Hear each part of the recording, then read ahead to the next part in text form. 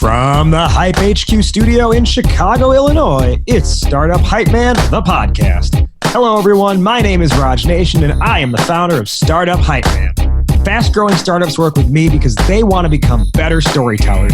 Whether that's for customers, investors, or a packed audience, they know that story is their ticket to stand out, stand apart, and change the game. And this podcast here is where I talk with entrepreneurs and leaders in the startup ecosystem, ranging from scale stage to early stage, as they share specific strategies that they have executed to stand out across three specific areas: sales, marketing, and people.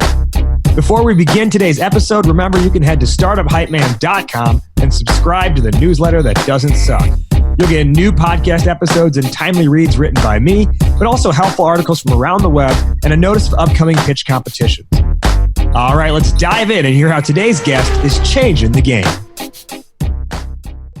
Ladies and gentlemen, making his way to the microphone from Tucson, Arizona, and currently residing in Tampa, Florida, he is the co-founder of Demio. Please welcome David Abrams. What's going on? I love that intro, man. So much energy and so fun. For those of you who couldn't see the video, David was raising the roof as he walked down for his grand entrance there. He is David Abrams, the co-founder of Demio. What is Demio? It's a webinar platform built for marketers to engage and convert their audiences through live conversations. Demio makes it easy for marketers to run effective webinars through a reliable experience, reducing setup time, and fueling results through marketing-focused features. And since Demio is built with marketing teams in mind, they ensure a seamless integration with any marketer's tech stack. It allows them to get better results faster by easily reaching out to audiences with a targeted message, increasing engagement, and ultimately increasing conversions. Now, Demio has grown to 22 team members, entirely bootstrapped, with over 3,000 active customers and 1 million plus webinars run on their platform since 2017. That is a heck of a lot of webinars. And to sell those, to sell Demio as a platform and to get all those people running all those webinars, they have had to do a lot of demos themselves. And that's why today our topic is lessons learned from running 4,000 plus demos. Now, David, usually my first question is, why is this on your mind? Why is this important to you? But I think we can at least make that assumption. Instead, I'm going to ask, what has it been like to go from 1 to 4,000? Oh man, it's been quite the journey. And I kind of think back through the years of the process that we went through. There was a lot of up and down, like question marks in the early days as we were building the platform. How are we going to launch this out there? And we went through a free beta period. We went through a launch process, and then we went into this demo selling process, which really fueled a lot of that early growth. But, there was a lot of question marks to fill in. And I think for us, it was a way to solve a lot of those problems, asking questions to our customers, learning from them, helping getting them set up on the platform. But this was like really early stage, Demio. We are going to learn all about that growth process and all the key lessons learned along the way. Before we do, let's learn a little bit more about your background, David, and who you are. You actually mentioned offline that although you're from Tucson, you're actually born in Brownsville, Texas. Brownsville, yep. Texas. And you mentioned there's actually an interesting backstory to that. You mentioned you're adopted. I'm curious if you could just share the journey there. Yeah, no, it's a pretty crazy story. My mother was an immigrant from El Salvador, and she, had come up from El Salvador to work to send some money back to the family. Was bringing a 2-year-old child, was crossing the Rio Grande, right at Brownsville. Brownsville's right on the border. Was nearly drowning. Was saved from the river. Was living in a dirt floor house. Basically, it was a garage with no running water with a 2-year-old, gets pregnant, can't go home, has to have me. And so I think about this story all the time because it's just the gratitude and the gratefulness that all of the million things in my journey to lead me to even being born and being here sitting with you today. It's just it's insane to me. But, I was adopted there in Brownsville, right on the border. She left and we moved to Tucson, Arizona, which is where I grew up. So, I've had quite the unique opportunity in this life, I think, to do something really cool. And have you maintained contact with your mom since then? Your birth mom? No, I don't even know. I don't even know her last name, to be honest with you. Interesting. I think, she had her own family, and it probably would have only been detrimental to that family. If I had come back in that picture, I'm sure, if she's alive, there's probably thoughts and thinking about me, but it's never been anything that I've thought about my family that adopted me. Although they're passed now, they were very, instrumental in my life. So I've always thought of them as, my real parents. That really is an interesting story, and I think I've known you for about a year now, and I think what you mentioned, the point of like how much gratitude you have, I think it actually really does reflect in your personality. I've never gotten the sense of like ego out of you or anything like that, which I think is really easy when you start a company is to have ego. Sure. So I think that sort of sheer sense of gratitude at all times really reflects through in how you present yourself to others. I appreciate that. Yeah, I think that humility is definitely a big thing that we all have to have, and remember that like status and titles and stuff like that, on paper they're good, but at the end of the day, we're all working together. Like I think about our team and the people that have helped create this company, and it's not like I did this. It's like all of us did this. Our customers did this with us, and I have gratitude for them. And I think the other side of it is just remembering that we're all human, we're all mortal. This is our limited time here, and you just got to enjoy it because, ultimately we're all going to the same place. Yeah, I think it was either on a previous episode of this show or a different podcast I was being interviewed on. I remember mentioning how I'm always like, what I find to be like always humbling is like, it's funny, like in the world that we operate in, like a lot of us are on LinkedIn, and then people get to know you through LinkedIn. And if you create content, you start to get this, I don't know, sub element of fame, if you even want to say that. And then to me, Yeah. and like, you kind of fool yourself into thinking you're important. And then like the humbling aspect for me is that like, I don't know, there's these people out here who are like, they happen to know my name or like my content or whatever. But then like some of my friends who I like see all the time don't really have like any clue like what I do or, and I don't mean that in like a bad way. I'm just like, that's like the humbling moment is they're just like, I don't give a damn about that stuff. Right. I've known you since you were a kid or something like that, right? Yeah. You're still the same person. And it's funny how like you said in quotes, like internet fame kind of changed the way you see yourself, even though it may just be a little bit of an image, Yeah. Now, growing up in Tucson, I'm curious, what was the first job you ever had?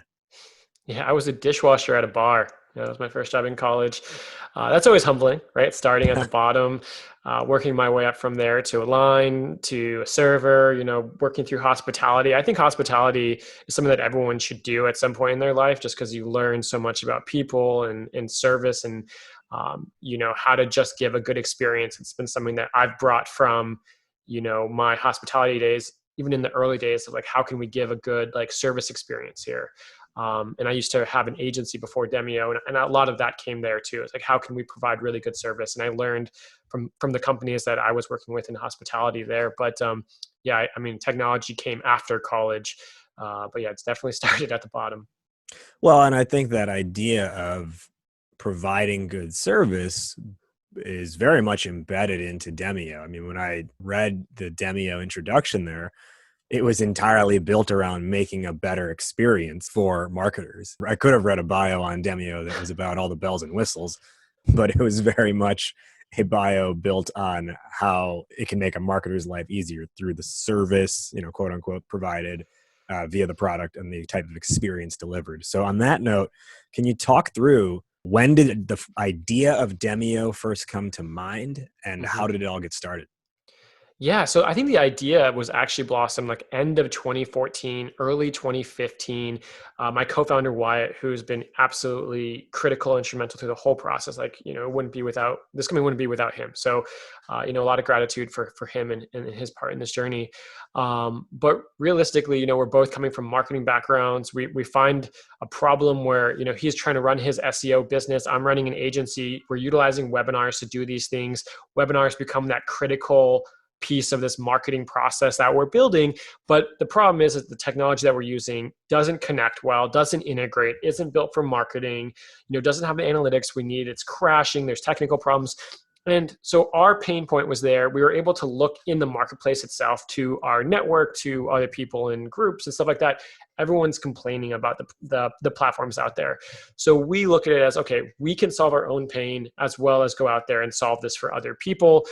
Ultimately, we underestimated the size and scope of a project like this, especially going to market against big competitors that are already out there. There's like some baseline of, technology already built. So pretty much it took us about 2 years to get through that process. And I mean, we could do multiple hours of mistakes and lessons we learned through that 2-year process of building what became the early stages of Demio. But that's where the problem came from. That's where the idea came from. So luckily we're marketers, building a marketing platform. Along the way, so much has shifted and been reshaped. And we've learned so much from these conversations with our customer base and with bigger SaaS companies that, were pain points that we didn't even know were there. Because sometimes when you're so narrowly focused on your own pain and you're like a solopreneur or you're just like a small agency, you don't know what the bigger problems are for other customers. Yeah. And that's it's interesting because it sounds like there was a bit of a climb to like figure out what this product was really supposed to be and who you were going to deliver it to. Yeah, totally. And I think, that's what a lot of the first year and a half for us was that climb, was that, figuring out those pieces.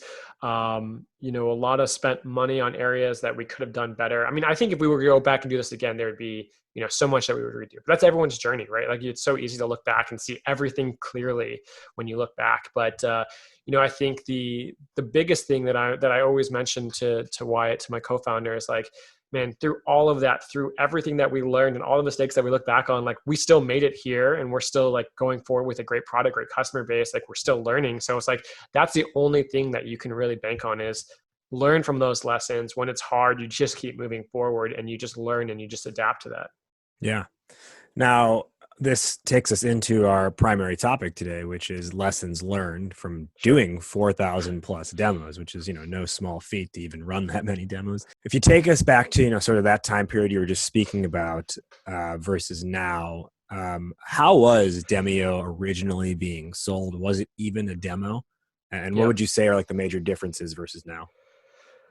Well, again, in that 2-year period when we were building, we had gone through different iterations of the app. So there was a downloadable app. There was in the browser app. We ultimately went in browser with a really beautiful, nice, clean, easy to use system. And that's one of our main differentiators is simplicity.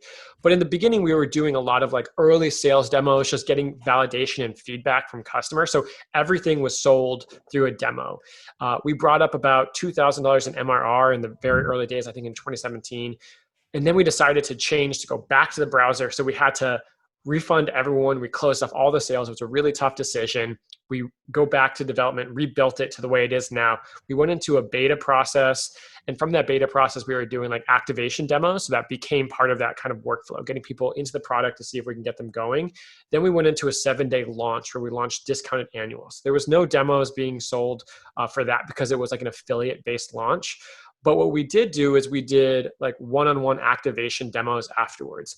And that became a really good source for us to learn from. Like a lot of those customers were coming in, probably weren't the best fits, a lot of solopreneurs, early stage entrepreneurs.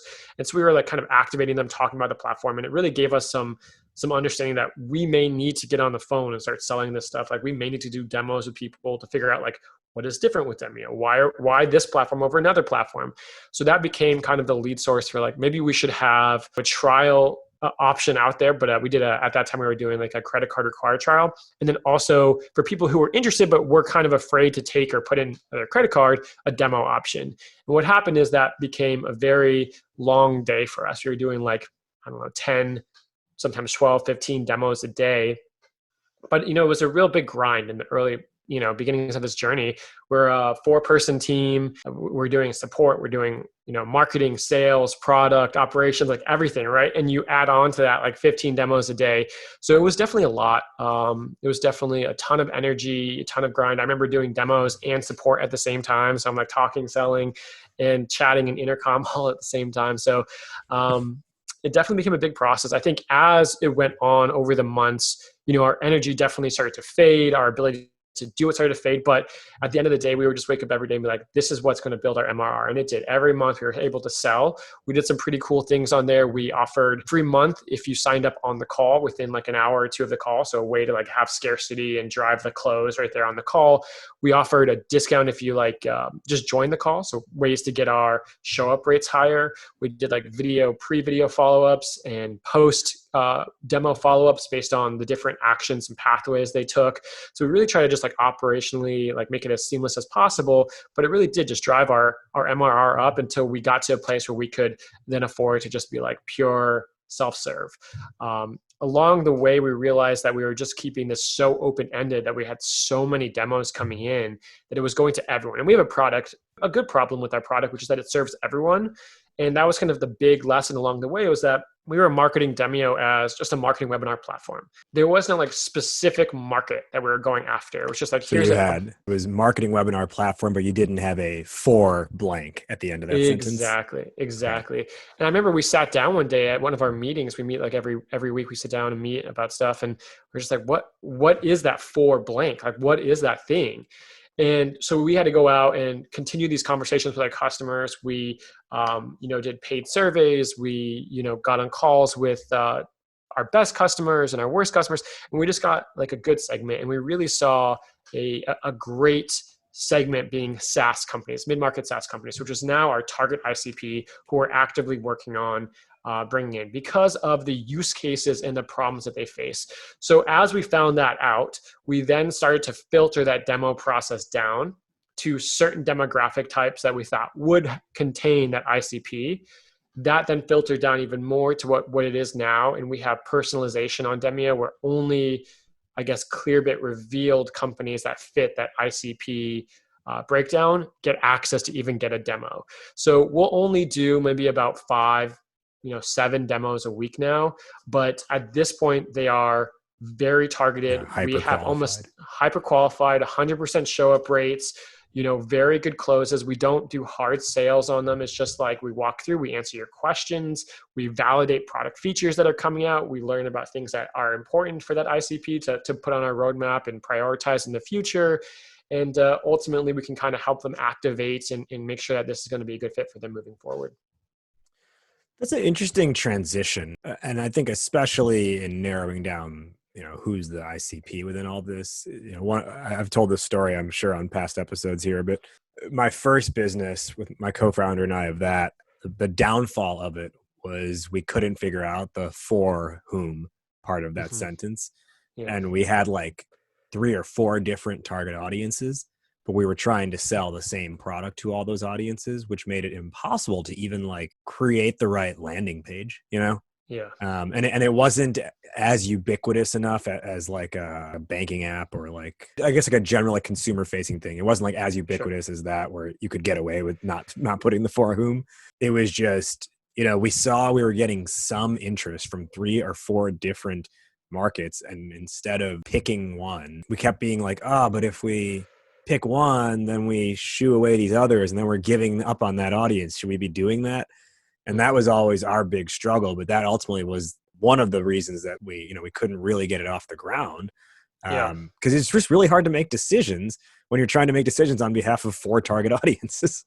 Exactly. Yeah. I mean, it's the big, I guess, kind of the big reason for this, which like the product roadmap became so big and so robust. Like you're looking at feature requests from everyone and everywhere, and that will lead you to a very like feature bloated heavy product. And a big value that we have coming from Wyatt is simplicity in product and a very easy to use product. So keeping things as easy as possible, reducing features. There's often times where we pull out features and we try to keep it just like, if we could have like 2 buttons, perfect. That's all we want. Like we want as simple as possible.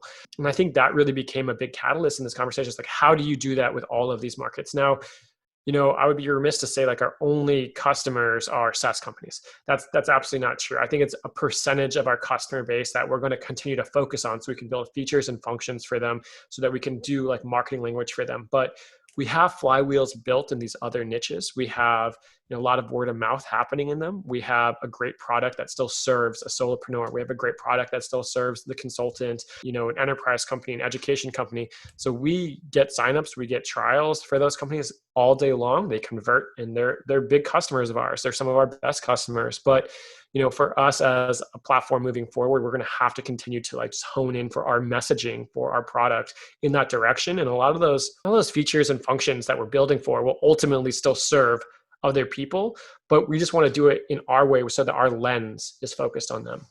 Yeah, I think what you're saying here is that it's okay that you have some other customers who don't fit that ICP. However, those are the ones who fall into the funnel. You're not pulling them into the funnel. They happen to find Demio. They're like, oh, this could probably work for me. You're not proactively seeking out those kinds of customers, though. Exactly. Yep. And we're not going to turn them away either. Well, yeah, and now I want to just clarify one thing. A few minutes back, you said in the early days you were running activation demos. Mm-hmm. Now that's a term I have not heard before, and I'm just wondering, is it just nomenclature of a demo, or did you mean something specific by activation demo? Yeah, well, I think a lot of times you can talk about demo in the early parts of the sales process where it's like someone's interested in your product and you're running a demo to showcase the product, answer their questions, push them into a sale or a trial, which is what we're doing right now, right? Like early, like pre-sales demos. When I say activation demos, and I was specifically talking about a launch period where we were selling Demio as a discounted annual account. And in that discount, you would get a one-on-one walkthrough of how to use the platform for your business. So it was more of a one-on-one call, but in a demo format where we would ask them about their business and then showcase how to use the platform. But they were already a customer. So there was no drive to sale. It was just, let's learn about your business, your use case, and show you the platform. So I was saying simply activating them almost like an onboarding one-on-one call demo. Yeah. Okay. So it's to get them to start using it, and they've already agreed to buy that discounted annual. But they've already paid for the product at that point. Yeah. Okay. If you had a do-over, would you do that again, or do you look back and say maybe we should have gone a different route? Well, I definitely think we did a launch. I don't think launching our product was ever our goal. I don't think that was ever our goal. I think we did it because of the circumstances and where we were at. We spent so much time in development that we got to the point where like we have to do something to bring in runway, and we did. We brought in 6 months of runway for our team, which gave us time to then build up the MRR to meet that. And I think it really like a lot of your strategy has to depend on where you are in that exact moment, right? There's always the perfect strategy, and then it's like you just have to do what you have to do. So for us, we had to do what we had to do, and launching was that thing. Do I think launching is a good strategy for everybody? Probably not. Was it a great strategy for us? Probably not. I think if we went back again and redid this story, it would be how can we create a very easy to use, simple core, and then get on these calls with customers, learn what they want, and simply build out small pieces of this over time. Build up that MR over time. But that would also have changed the entire story of Demio. We would have not had 2 years of development. We probably would have had a month of development, and we would have had a lot more runway and could have done this stuff differently. So, when you kind of go back and you look at the story again, so many variables change. The launch process, again, probably wasn't great because we brought in so many of the wrong customer types.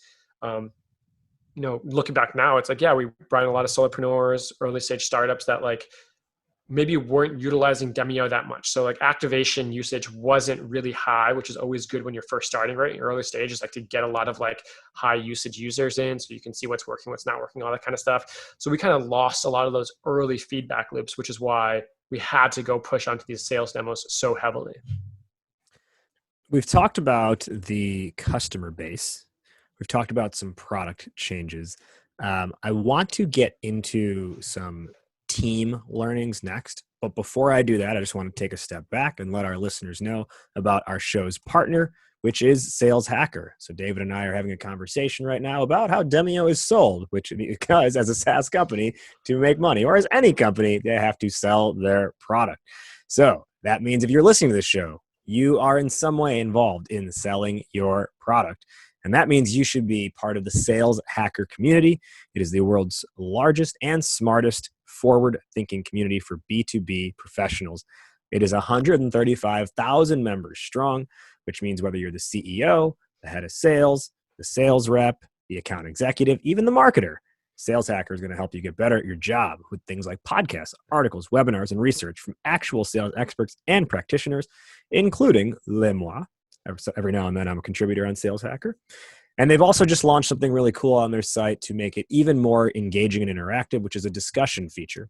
So now all the content that's posted, you can get involved in message board-like discussions through the Sales Hacker website. And they also are doing weekly AMAs, Ask Me Anythings, where sales leaders are coming on and you can actually spend an hour with them through the message board, just like Reddit. And they do AMAs about their knowledge, their career, their journey, and their company. It is a ton of good stuff, and I love what they're doing over there. I'm happy to have them as a partner of the show. To join them, all you have to do is go to www.saleshacker.com. It's all free, 100% gratis. Again, you can join the Sales Hacker community for free to get access to those articles, podcasts, research, webinars, AMAs, and more at saleshacker.com. I also want to give a shout out to the Blissful Prospecting Think Outside the Script Summer Tour. My friend Jason Bay, who kicked off this season of the show, and the Blissful Prospecting team have been hosting the Think Outside the Script virtual tour all summer long, where it is, in my opinion, the sales version of Lollapalooza, or maybe like ESPN's 30 for 30. Only in their case, it's like 42 for 105. Stretching through into early October. It is the premier summer event that is all about how to get more meetings as a salesperson. So if you are that SDR, if you are that account executive, if you're that founder who's driving sales for your company, this tour is for you, because you're going to hear from some of the goats in the game, like Todd Capone, like Leah Niederthal, like Beck Holland, like Liston Witherell, myself. I wouldn't call myself a goat, but I do happen to be a speaker on that. I did happen to be a speaker on that tour. I had my session recently, and it was lit, let me tell you. The topics range from things like mindset, productivity, cold email, cold call, psychology of your buyer, LinkedIn and personal branding, and more. It's all live, it's all interactive, and it's all 100% free. We love the free stuff on this show. So if you want to sign up for one of the talks, or if you want to sign up for all of the remaining talks, you can do that at tour.blissfulprospecting.com. It won't cost you a dime. And guess what? The average attendee is signing up for over 15 talks in the tour.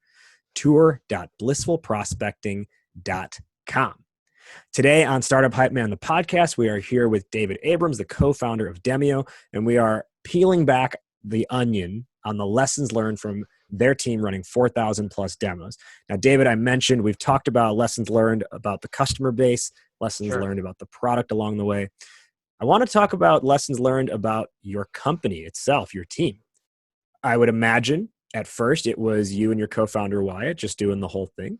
And then at some point you have to offload that onto other team members. Is that assumption correct? Well, I would say even from day one, we had to do that because neither one of us was a technical co-founder. And that became, another lesson though. So we're both marketing and business backgrounds. So, instantly you're bringing in engineering, like straight up. So in the early days, the team was, 2 engineers and me and Wyatt. And that was the team. And then as you started to grow, you're now at 22 team members overall. As you started to grow and you start bringing on other, let's call them people on the business development side, whether it's marketing or sales, how did you factor in transitioning, not doing all the customer conversations yourself into the bigger picture of, well, but we're making product updates now. So do we have to be the ones communicating it, or do we let our team members communicate it out, to the field? Yeah. So, well, I want to first say that I think me and Wyatt have kept a lot of the sales and marketing stuff internal. Like we're right now in the process of looking to hire our first marketer. We've done a lot of this stuff on our own. Again, that was kind of the strength that we came in with. So we kind of leveraged that strength along the way, operations, sales and marketing. So we are at that process now where we want to offload that.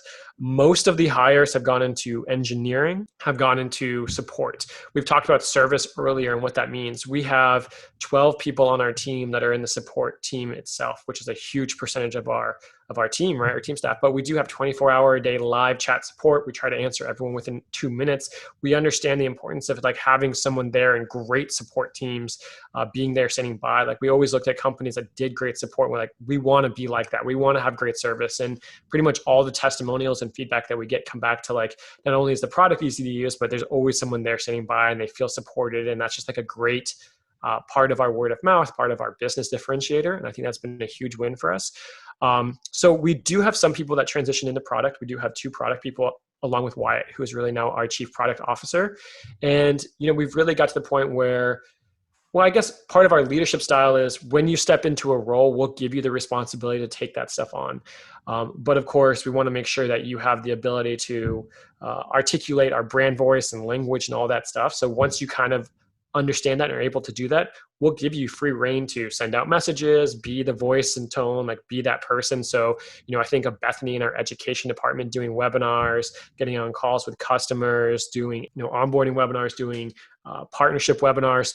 She got the voice and tone down. She came from support. She was able to know the brand.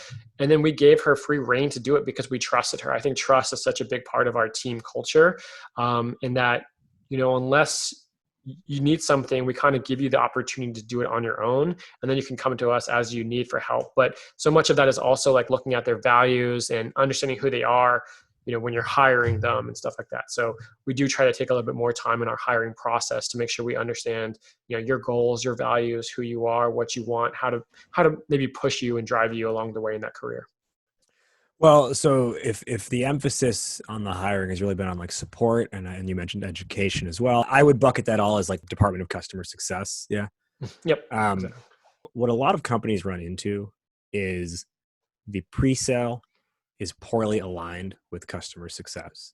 And once the sale is made, whoever that account manager is, or if it's whatever you want to call that title, customer success person, they now have a customer account where it's like they were sold this bill of goods. Like, wait, you said what? Or, they told you what? That kind of thing.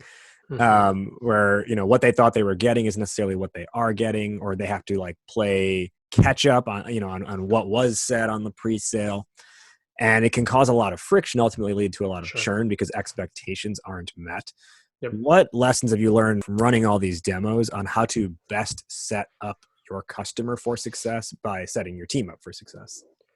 Yeah, I think that goes back to some of the values that we just have in the company, which is transparency, and trust. And I think a lot of times, like, first of all, we don't have like a sales quota. We don't have like sales teams that we're like pushing those numbers on. And I think a lot of that stuff happens when you have those like structures in place that you're forcing in growth. You need to hit milestones. So you start doing things that get you to that goal. You kind of like, erasing some of the edges of honesty there.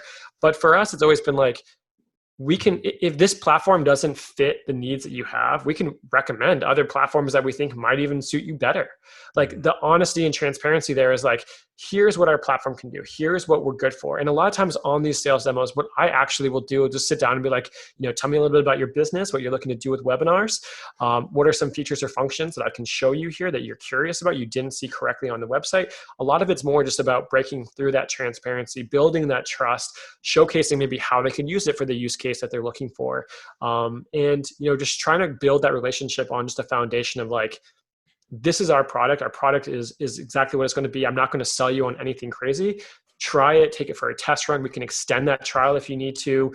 We're going to be there to support you through that process. But we want more than anything to make sure that this is the right product for you, because it won't make sense to sell you on a product that you're going to realize in 1 month doesn't fit your needs. You're just going to be frustrated, angry, and back on that search. And that's a terrible experience. So we want to flip that by giving you a great experience. So, on our comparison pages, we try to be very like kind and honest about our competitors and, what they do and what we do differently. And, I think that's kind of been one thing where now when customer success comes in, there isn't something that they have to worry about because they're having the same conversation, the same honest, transparent conversation of what Demio can and can't do. I've got a couple more questions here before we hit our wrap up. One of them is, selling a webinar software. I think you were you talk about the gratitude from earlier. I think you probably have a lot of gratitude for that amidst all the, damage of the pandemic this year. Crazy. It's probably put Demio actually, I would say Demio probably like ascended because a bunch of people are like, oh man, we have to do everything virtual now. Can you talk through how the business changed even in the last 4 or 5 months? Yeah, I think, gratitude is the right word. Can't be, too big on that. I mean, I think, well, you have to be big on that because it's just been crazy to see what's happened in some of these industries and verticals with the different businesses. But, for us, we've got a huge tailwind. We saw in March this crazy spike in utilization, new leads, and customers coming in. And we saw more in 2 months from March and April of utilization than we did in all of 2019. So we saw a ton of events coming in.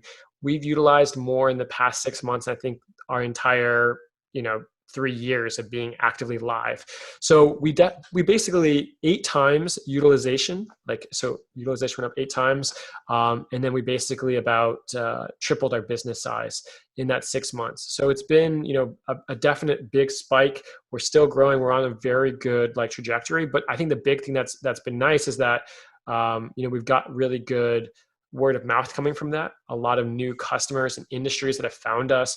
We did during this time a lot of discounts for nonprofits, for education companies. We tried to really give a lot of discounts or freemium accounts and stuff like that to help companies that needed it. So we've been able to see, yes, a large spike of usage in customers, but some of the feedback that we've heard, like helping charities and the nonprofits survive these times, raise a ton of money, like a lot of really cool, nonprofit galas and stuff like that went off and raised tons of money during this, and being part of all of these different social, systems and stuff like that. That's been really amazing to see as well. So as you got, inbound interest from all different types of customers, it sounds like that has, even though you're getting those, it's not steering you away from that core target audience. Is that right? That's right. And I think that's right because a lot of these use cases, although coming in for this time, may still be utilizing it for a use case like, hey, we're just going to use this during the pandemic, or we just have 1 or 2 events and then we don't need Demio anymore, or we're going to use this for education until we go back to school. So those use cases don't necessarily mean that Demio itself is being completely activated into their business. We're just replacing something right now.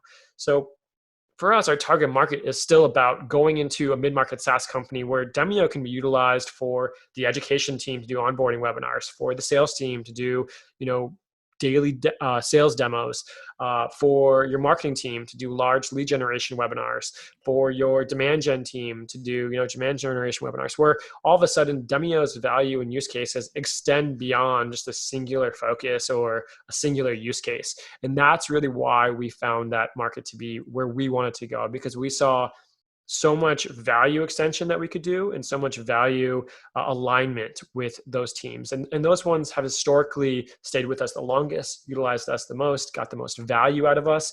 And, that's kind of why we've stayed focused on that area. Of course, we can affect and help tons of companies. Education companies have come to us and been like, can you build, a specialized thing for education sectors? And that's always a conversation from leadership, is like, is this the right move? Are we still going in the right direction? Do we need to pivot and change based on the world events? But for us, we still feel like we're on a good direction because of the feedback that we got, the feedback loops that we have right now with our ICP. We really feel like we're heading towards the right direction. Now, something you may have also seen over the last 5 months or so, because there's been a overall interest in virtual things, right? Perhaps it's almost like, in a way, I think like Zoom becomes a competitor or someone else, who's rivaling Demio, not necessarily in feature set, but in someone's, in their head, their use case. Have you found in the pandemic economy more more prospect conversations happening around, hey, Zoom does this, or insert other company does this? What do you say to that? Have you found more having to compare yourself to competitors? And what's your advice for navigating those elements of the conversation? Yeah, I mean, we've always kind of had that. I think initially our company has really started as another webinar platform, right? We're kind of competitive in that space for other webinar platforms. But our mission has always been to be a unique product, kind of have our own unique category, which is why we're going so deep on marketing and sales focus. We want to really be an engagement marketing platform, something that can't necessarily be competitive to Zoom, because yes, we may both do video streaming, but will Zoom ever have, built-in integrations with a CRM that provides engagement analytics, can do filtering of certain sales and marketing functions that we're doing. We'll have a fully interactive experience based on engagement and those like kind of lead scoring metrics. So there's going to be things that we're going to build in that really just take us so deep into that industry that we're no longer another webinar platform. We're something of our, our own category. And I think that is ultimately how we will be able to compete against, category giants like a Zoom or GoToWebinar or something like that. We just can't be another video communication thing, because then you're constantly a feature comparison away from what they're wanting, and then you're just like in a pricing battle going down in pricing. So if we can do something that's unique, we can price as we want, because the value extension will be unique to us. And I think that's really where we're going to win. And yes, that means we have to keep narrow in our focus of our marketplace, of the features and functions that we build, and how that, competes in the marketplace. Let's begin our wrap up. Where can our listeners find you and learn more? Yeah, definitely head over to demio.com. That'll be, we can find more about our product. We do have that live chat there. So reach out, say hi to our team. They're always there to say hello. I'm on LinkedIn. That's probably the only social channel I have left. Doing a little bit of social media cleanse myself. But you can also listen to my podcast, SaaS Breakthrough. You can hear me talk with other SaaS marketers. You were on there. Jason from Blissful Prospecting was on there. So some great nice. You had Jason on too. Great. Yeah, Jason was great. It was awesome. Awesome. Yeah, I meant to mention that earlier and I forgot, but yeah, David hosts the SaaS Breakthrough podcast. It's really good stuff. I highly encourage people to listen to that, and I'm pretty scrutinous, is that the right word, about podcasts? So yeah, I don't give that recommendation lightly. That it's a good show. Appreciate that. My next question is something that you're the first person to get this question. I'm adding it into the ending of every episode moving forward. Who's someone that you want to shout out publicly, whether that's a team member, a client, anyone in your network? All right. Well, I'm going to cheat. I'm going to say everyone on my team, the entire Demio team. That's kind of a cop out, but from my co-founder Wyatt, who I mentioned earlier, to Alexander, our director of engineering, every single person on our team, man, they show up every day through the pandemic, through everything that we've got going on in life. I have team members that are showing up sick with COVID. They don't even want to take a day off. So they're just amazing, dedicated, and the company wouldn't be alive without them. So shout out to the Demio team.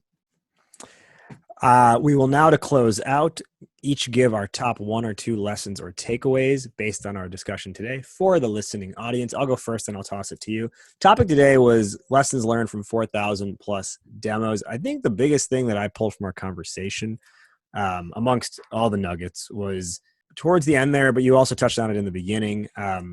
When it comes to competitor conversations, like when your prospect is talking to you about the competition, don't get sucked into like trying to get into like a fist fight with them, or, a verbal fist fight where you're like, oh no, we're better for this reason. And it's just going to make you look bad. I think instead the better path is to focus on what you do well, come back to your voice, your message, and your mission. And they're going to either align with that or not. And if they don't, you know what? Maybe they weren't going to be the right customer anyways. That's so true. I love that. Well, you said it, so. You said it really well. David, from your end, top, of the 4,000 plus demos and all the lessons learned for our listening audience today, what are the top 1 or 2 lessons or takeaways you have for them? Yeah, I think in the early days, you really have to do things that don't scale. I know that's so cliche to say, but just utilize that time to really learn, speak with your customers, learn from them, and utilize that to be very agile with your decision making. Like, what things we need to put in the product, what things should we change in our messaging and stuff like that, because that's really where you'll find product market fit fast. I think when we talk about, you asked about mistakes we made in the past, that was the area that we really messed up on, right? We didn't start small, we didn't learn and then build bigger. We built what we thought we needed and then try to market it, which is a lot harder to do. So just be okay with flexibility and changing those directions. And I think that's a big lesson. My final question, which is how we end every episode of the show. Fill in the blank, David. Entrepreneurship is blank. Effing tough, I think, would be what I would say. I think it's definitely something that you have to have a really strong mindset with, persevere. To have a long answer, I really think about entrepreneurship like climbing a forested mountain. Like you start off this hike and this trek with so much energy and excitement. You're so excited to climb. You're like running. You're going so fast, and then you make it to a clearing, and you look out, and you see you've only come a little bit up the mountain, and you're like, oh man, we have so much to go. And then you just keep pushing yourself, and you see a little bit more, and you're a little bit further, but you're starting to get tired along the way. Really, so much of this is a journey. It takes a long time. SaaS is a 5 to 7 year game. You really have to just be aware of your energy. Really build work-life balance into what you're doing. Don't burn yourself out too early, because you'll never make it up that mountain. Burnout's such a real thing. You also have to recognize that you need to find times to celebrate the small moments. It's not going to be just at the top of the mountain. Celebrate moments when you get to those clearings. Utilize that time to look back on where you've came from and what you've done. And then rest as you need. Make sure you're able to just, get yourself all the way there. Just keep pushing uphill, and you'll make it one day. I do not associate the word stress with David Abrams. So I think you've nailed that rest when you need to angle of the whole equation. There you go. That's what you need to do. Yep. He is David Abrams, co-founder of Demio and host of the SaaS Breakthrough podcast. David, thank you for joining us today on Startup Hype Man, the podcast. Appreciate it. And thank you so much for your time. That wraps up today's conversation. Did you like what you heard? Startup Hype Man, the podcast, is available on every major platform, including Apple Podcasts, Spotify, Google Play, and more. So be sure to subscribe on your platform of choice and leave a rating and review. Do you want to be an upcoming guest on the show? Email media@startuphypeman.com with your idea, and my team will review. Our theme song is Change the Game by Jay-Z, all rights owned by Rockefeller and Def Jam Records. And hey, if you want to work together on making your startup story the only one that matters, email me at rajiv@startuphypeman.com. That's RAJIV@startuphypeman.com. Well, that'll do it for today. Thank you for listening. Thank you to today's guests for joining. You have been checking out Startup Hype Man, the podcast. I'll catch you next week. But in the meantime, word up, raise up.